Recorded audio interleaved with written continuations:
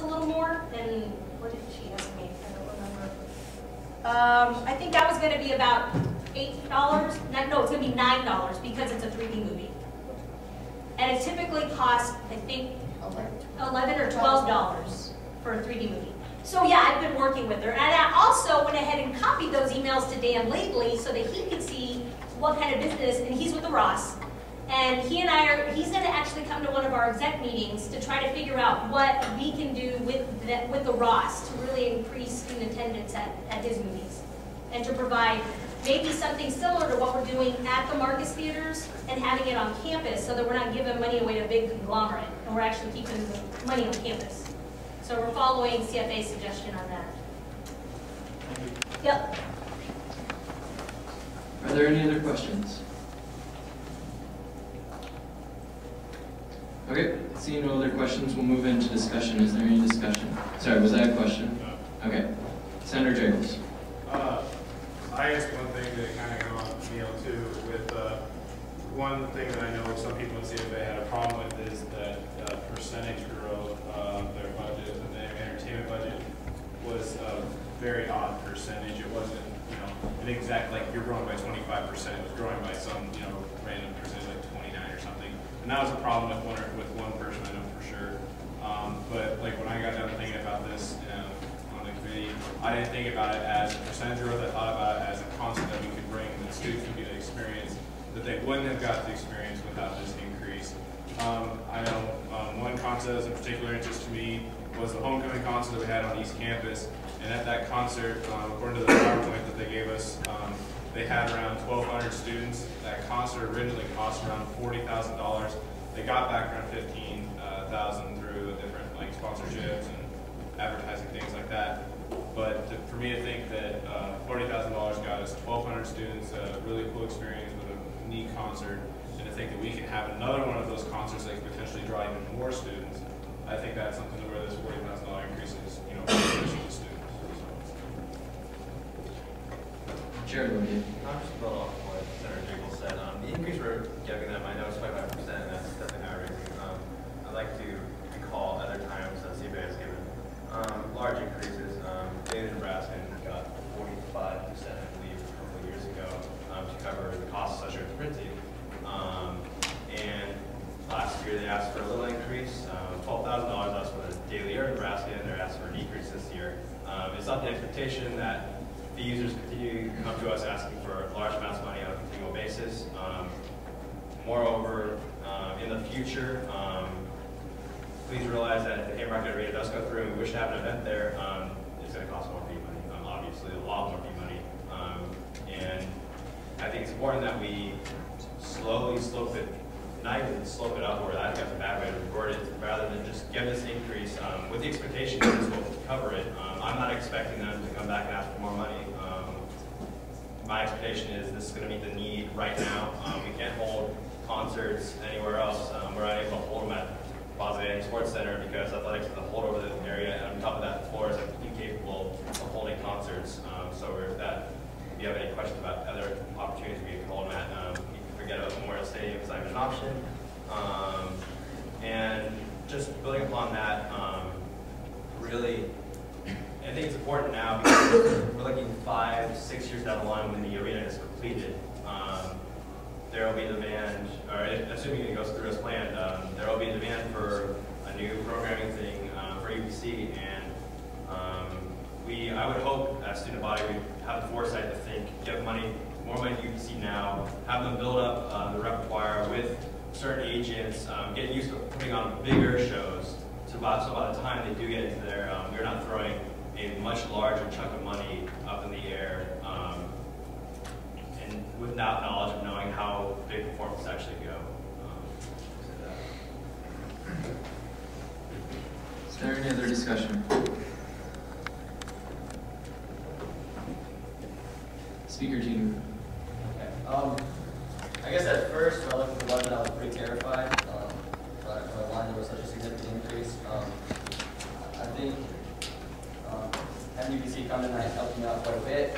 I know for a fact that over the last at least 2 years, UPC hasn't asked for an increase at all. Right in that. It probably gets further back than that. think that speaks to what we're trying to do. I like, although it's not specific, and I like the idea that we're coming up with. I think there is value in looking to attract things to students. I think that we're calling one of the last big events that I can remember on campus was Jason Erasmus, and they got huge attendance.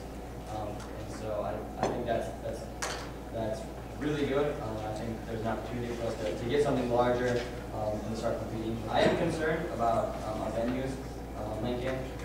I think that those will hurt us in the long run, but eventually we'll hopefully we'll have those problems solved and we can have bigger events. I'm also concerned about attendance at events. Specifically, if we're going to get large events.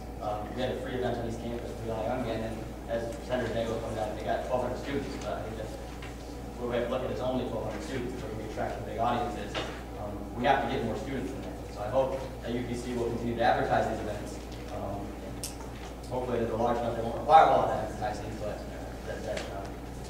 that'll help us out in the future. But I think we need to have more than 1,200 students utilizing this, especially if they're paying for it. As we've seen with some of the events in the past, we see those that have to be paid for, the attendance tends to go down a little bit. Those are concerns that I always have. I was also really concerned about the way the Ross was utilized. I think that, to me, the numbers are kind of scary. That there's a lot of money there. It's not being utilized the way it probably should be with the amount of money that's going there.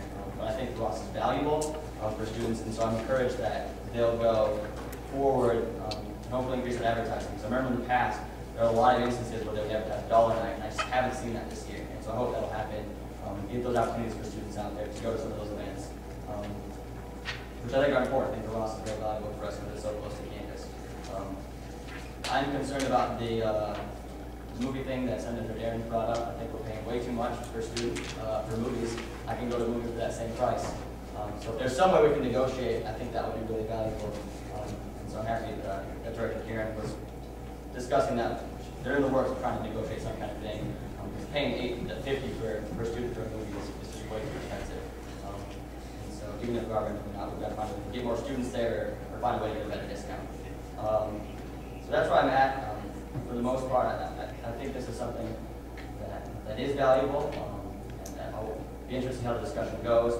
I'm not for sure where I'm going to go yet. I do like the idea of it though, but I think we can do this. So that's where I'm at. Senator Sullivan. Yeah, I would just like to voice a little bit of concern with the inability to give us how many people are attending these events, specifically how many people are attending these events. I can understand an outdoor concert like that happening over at East Campus. It's hard to tell us how many people attended, but events that, you know, like the Blue Scholars or whatever events that we have going on, I'd really like not only to see how many people we have, how many students we have attending those events, but unique users as well.